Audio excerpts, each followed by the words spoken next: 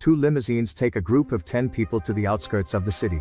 In the first car, we find the freelancer Yuki, the former secretary Shoko, the designer Web Bioru, the former CEO and drinker Nishi, and the mysterious Sosuke. In the second car, we find the medical intern Takahiro, his girlfriend and nail stylist Wakana, the divorced father Munehiro, the student Setsuzan, and the housewife Sawako. No one knows each other except for the couple, in addition to Yuki and Shoko.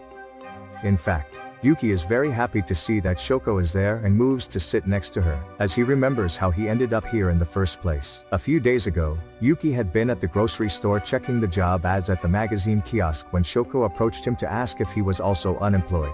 At that moment, after he confirmed it, she showed him a mysterious message on her phone that offered a job for the equivalent of 890 baht per hour. As strange as it sounded, they both ended up applying. A few hours later, they arrive at the building of the experiment of the Interactium Foundation, and a voice from the car's speakers reminds them that they will spend 7 days there to collect psychological data while being monitored by cameras 24 hours a day. When the group enters the building, the same voice continues giving them instructions, stating that no questions will be answered during the experiment. All their belongings must be left in the lockers by the entrance, and this is their last chance to leave before the experiment begins. The entire group agrees to proceed and goes down to the lounge area located in the basement. As soon as they enter the room, the door closes behind them, officially starting day 1. They find themselves in a dining room with a clock on the wall that counts down the hours remaining in the experiment. A mysterious number below it continues to increase. There is a map of the facilities, a table with prepared food, and a set of figurines in the middle.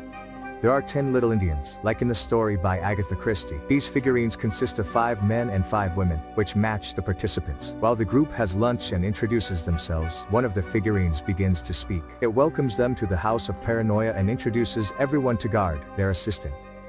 Guard is a floating robot that performs strange tasks and will protect them. At this moment, it begins to project the rules on the wall while the figurine explains them. Everyone must remain in their rooms after 10 p.m. If Guard finds them outside, they will be eliminated. If a crime occurs, they must solve it. The person who will lead the investigation will be the detective. And once a solution is proposed, everyone must vote on it. If the majority agrees, the criminal will be imprisoned by Guard. The experiment ends in 7 days or when only 2 people remain. The group feels uncomfortable with these rules and all the mention of crimes. Yuki points out that they only need to live normally for 7 days, but Nishi does not think there could be a psychopath among them. Still not wanting everyone to panic, Yuki asks that everyone agree not to harm each other. However, no one seems very willing to accept the deal until Endo intervenes to support him and remind everyone that this is an exercise to build trust among strangers. The figurine speaks one last time to inform them about the key cards for their rooms on the wall, and declares that their free time begins now.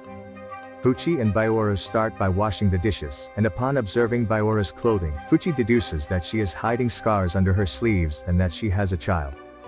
Before Bioru can deny or confirm it, they are interrupted by Nishi, who accuses Fuchi of being the director who appeared in the news for behaving inappropriately with a student at his preschool. Fuchi denies this, and Nishi apologizes. But Bioru is clearly uncomfortable now. Meanwhile, Maki is approached by Osako, who offers him a deal. In case of problems, he and Tachibana will always vote for each other, giving them an advantage. Osako wants Maki to join his team, and Maki says he will think about it. Once again, Nishino interrupts the conversation, claiming that Endo looks a lot like the serial killer from Nara, and that Iwai is too similar to the attacker from Aoyama Street, but no one takes him seriously. After looking around and finding a bloodstain on a wall, Endo goes to the recreation room to get a drink.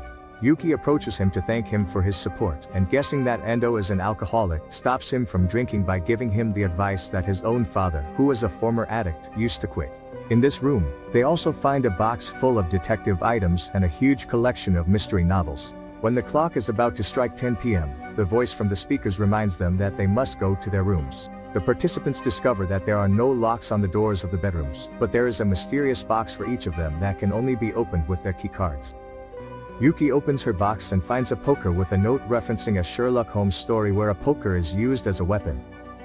Frightened, Yuki puts everything away again before going to bed. On the morning of the second day, Yuki wakes up and finds Shoko standing next to his bed, asking him if he has opened his box. But their conversation is suddenly interrupted by screams coming from the hallway. Bioru has found Nishi dead on the floor from 5 gunshots that no one heard. As the mysterious number in the dining room begins to increase quite rapidly, Yuki can't help but notice that Iwai laughs when he arrives and sees the body. In panic, Yuki asks the cameras to end the experiment, but Maki points out that it is actually just beginning. Ando has found Nishino's access card on the ground, so they use it to check what is inside her box.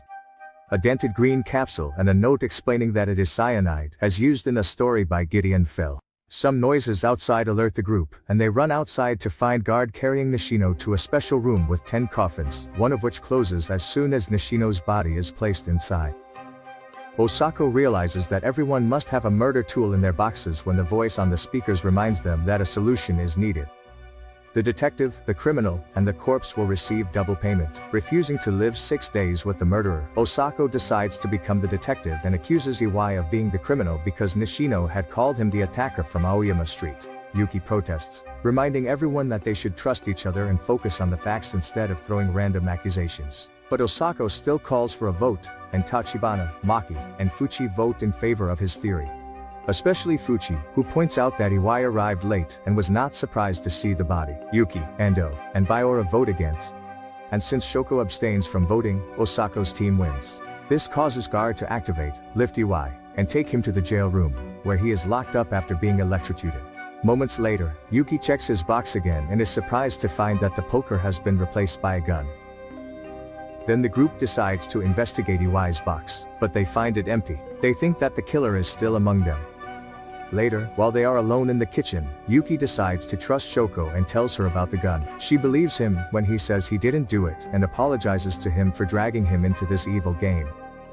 Later, Yuki finds Fuchi entering Shoko's room. She has brought the magnet from the detective's box and tries to use it to open the box, but it doesn't work. Unaware that Maki is listening to them, she begins to search the room for the gun, explaining that he has picked up the reference to Agatha Christie at the table, and advising Yuki to take care because only those with the strongest will to live can survive. When night falls and everyone goes to their rooms, Yuki checks the gun and discovers that it has all its bullets. This means that no shot was fired. When a light appears outside, both he and Maki take a peek from behind the door, noticing that guard is making his rounds. Meanwhile, Fuchi finishes reading the novel she brought with her and feels frustrated because the last page is a cliffhanger. Desperate to know how the story ends, Fuchi decides to take a risk and go to the recreation room to find the final volume of the series, but she barely takes a couple of steps before Baiora finds her and kills her with a nail gun. On the morning of day 3, the group finds Fuchi's body, so Ando and Shoko check her box only to find it empty. Tachibana begins to panic as Ando notices that the mysterious number on the wall is increasing very quickly again. Suddenly, Maki accuses Shoko of being the murderer because last night, he saw the feet of a woman fleeing the scene, trying to protect his girlfriend. Osako lies and says that he also saw it, which causes Yuki to argue with him again. But this time, Osako goes further and reveals his weapon, a knife, which he uses to threaten Shoko and force her to show them her weapon. Yuki rushes to interpose herself between her and the knife, and Ando also steps forward to try to disarm Osako, but he is pushed back. Osako also finds Ando suspicious, not understanding why a man his age would sign up for this job. So Ando has no choice but to confess. It turns out that his son had participated and died in this experiment 6 months ago, so he came to see for himself what happens here. Now that he has seen how everyone behaves, he has no doubt that his son and the other members of his group tore each other apart. This also means that it is not the first time they have conducted this experiment. Later that night, Endo recruits the others to begin patrolling the Beloved. He has memorized the guard's patrol cycle, so they should be able to avoid him. Yuki and Shoko end up patrolling together, so she takes the opportunity to thank him for defending her earlier. She also tells him that she has been watching him the whole time and that he is a coward, but only because he is kind. Suddenly, the alarm from guard begins to sound, prompting Yuki and Shoko to flee when they notice that it is changing its cycle. Once they are safely hidden in the dining room, guard calms down and leaves. Then, Baioro appears for the shift change, but she is alone because Tachibana has not arrived. In reality, she is in the coffin room taking care of Osako. When he remembers that his turn is over, he runs out of the room, leaving Osako alone to be crushed by the suspended ceiling. On the morning of day 4, the group finds Osako's body and quickly guesses what happened upon seeing the blood on the ceiling. But they cannot find a switch that could have activated it anywhere. When the ceiling suddenly shakes a little, Endo and Yuki run outside and find Maki with a remote control in hand. He swears that it wasn't him and that he only found the control while running to his room to grab his own weapon, which is a crossbow. Endo dodges an arrow just in time before Yuki attempts to disarm Maki. But at that moment, a distressed Tachibana appears with an axe and kills Maki before taking her own life as well. The number in the dining room is increasing even faster, and the reason is finally revealed. The experiment is being broadcasted, and the number indicates the amount of viewers. The 4 remaining participants check Maki's box and find the note explaining that the crossbow is a reference to a story from Philibert, which means that Maki really found the remote control lying around. And since Tachibana obviously wouldn't kill her boyfriend, that means the murderer of Osako is still among them. Later, Baiora serves tea to everyone, and Yuki notices the scars on his wrists. Endo confesses that he started drinking after losing his son, and Baiora finally admits that he has a son, so she must survive because he needs her. When night falls, Yuki goes to see Baiora in his room and asks him about the scars. She explains that her parents used to hit her, so when she was younger, she didn't want to live, but her son changed that, and now she lives for him. She is participating in this experiment because she needs the money to pay for her son's heart transplant abroad, and her determination to save him makes Yuki remember Fuchi's words. Only those with the strongest will to live can survive. He finally realizes that it was Baiora who killed Fuchi just before falling to the ground. The muscle relaxant that Baiora took from Fuchi's box and put in the tea is finally taking effect. As he takes the nail gun out of the box, Baiora confesses that he had been afraid of Fuchi. After Nishino accused her of being an abuser, Baiora now also has to kill Yuki. So she starts to chase him through the hallways. As the lights go out, Yuki has to drag his body along the floor due to the muscle relaxant, which makes it easier for Baiora to catch him. But before she can do anything, Guard appears. Yuki pushes him and runs toward the nearest room just before Guard shoots at Baiora, which is the final clue Yuki needs to understand what is happening before fainting. On the morning of day 5, Yuki meets Shoko and Ando, who had also fallen victim to the muscle relaxant. Yuki explains that Guard killed Baiora and that there was no criminal. The same happened to Nishino. The pill in the box was dented. It indicated that they tried to bite it to end everything. They wanted the death benefit so that all the money could go to their children. He most likely wanted to die, and the Foundation sent him to be the first victim. That's why he spent time spreading rumors to incite them. The group reacted exactly as the Foundation wanted, searching for a murderer that did not exist. The voice from the speakers accepts Yuki's solutions, giving him double payment for them.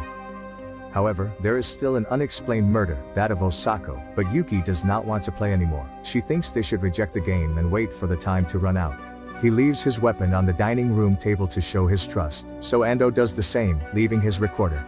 But Shoko does not join them. On the morning of day 6, Yuki finds Ando inspecting the weapon and Shoko preparing breakfast. Ando has finally discovered that the number on the wall represents the viewers and increases every time someone dies. Therefore, the streaming revenue must be how they pay the participants. Later that night, someone takes the gun from the table. On the morning of the last day, Yuki discovers that the gun has disappeared, so he goes out to search for his friends. He cannot find them in their rooms, but the most shocking discovery is finding the jail room open and empty. There are also screens inside that allow the prisoners to see every corner of the building. Then, Yuki finds a trail of blood and follows it until he discovers an injured Ando inside an open coffin. Suddenly, someone attacks him from behind. It is Iwai, who escaped from the jail room when the door opened by itself. He did not kill Ando, but he admits to having killed Osako as revenge for sending him to prison. The remote control had been his weapon, so when he saw Osako alone in the coffin room through the cameras, he did not hesitate to press the button, then threw away the remote, and that is how Maki found him. Upon hearing him laugh, Yuki realizes that of all Nishino's accusations, one was true. Iwai is, in fact, the attacker from Aoyama Street. Iwai begins to hit Yuki, demanding to know where the gun is, and then tries to kill him with the punch, but Yuki manages to push him away before running toward the dining room, where he realizes that there are only 5 minutes left in the experiment. Iwai quickly finds him, but before he can do anything, Shoko appears with the gun and points it at his head, remembering that Ando had tampered with the gun. Yuki asks Shoko not to shoot, so Iwai takes advantage of the distraction to push her and steal the gun. However, when he fires, the weapon explodes and kills him instead. Yuki assumes that Ando had tampered with the weapon, which causes the figurine to announce that his payment has been doubled again, and that Ando also receives a bonus for being the criminal. Furious, Yuki destroys the figurine just as he begins to announce the end of the game. At that moment, the doors open, and as Yuki and Shoko exit the building, Ando opens his eyes. In reality, he never died. He only put blood on his chest and in his mouth to pretend to be dead, which explains why his coffin was never closed. At the entrance of the building, an employee of the foundation is waiting for Yuki to hand her the bag with all the money she won. Yuki takes it and asks Shoko to come with him, but she has one final confession to make. She works for the foundation as well. His job is to increase the number of viewers. That's why he let Iwai out of prison and placed the gun in Yuki's box. The reason he invited Yuki to participate is that cowards always do well in the experiment. However, this does not explain why she helped him, and when Yuki asks her that, she refuses to answer. After Shoko leaves in a car, Endo joins Yuki, and the two men begin to walk home. As a final act of rejection against falling under the manipulation of the foundation, Yuki throws away the bag of money. Make sure to subscribe and turn on notifications so you can see more videos like this. Thank you for watching.